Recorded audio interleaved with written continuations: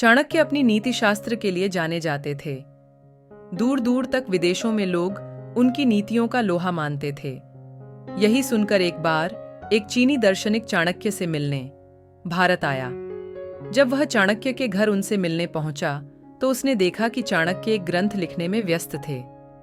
उन दिनों बिजली या बल्ब नहीं हुआ करते थे।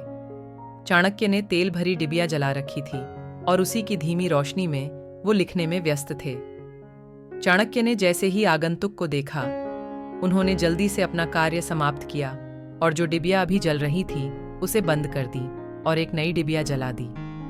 दार्शनिक ने सोचा कि ये भारतीय लोगों का आगंतुक का सम्मान करने का कोई रिवाज होता होगा। उसने जिज्ञासावश चाणक्य से पूछा कि आपने जलती डिबिया को बंद क्यों किया और फिर से नई डिबिया जलाने के पीछे क्या कारण है? क्या यह आपके धर्म में कोई रिवाज है? चाणक्य ने हंसते हुए जवाब दिया, नहीं श्रीमान, यह कोई रिवाज या धर्म का हिस्सा नहीं था।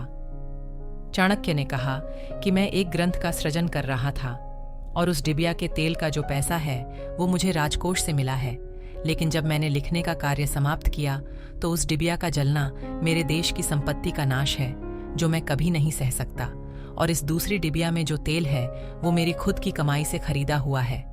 मैं अपने स्वयं के कार्य के लिए देश की संपत्ति का हनन नहीं कर सकता। इतना सुनकर चीनी दार्शनिक चाणक्य के आगे नतमस्तक हो गया कि धन्य है ये देश, भारत, जहां इतनी महान सोच वाले व्यक्ति रहते हैं। इसीलिए भारत को जगत गुरु कहने में कोई दो राय नहीं है। अगर कोई इंसान चाणक्य के बताए हुए मार्ग पर चले तो उसे दुनियाओं की कोई भी परेशानी सफल होने से नहीं रोक सकती।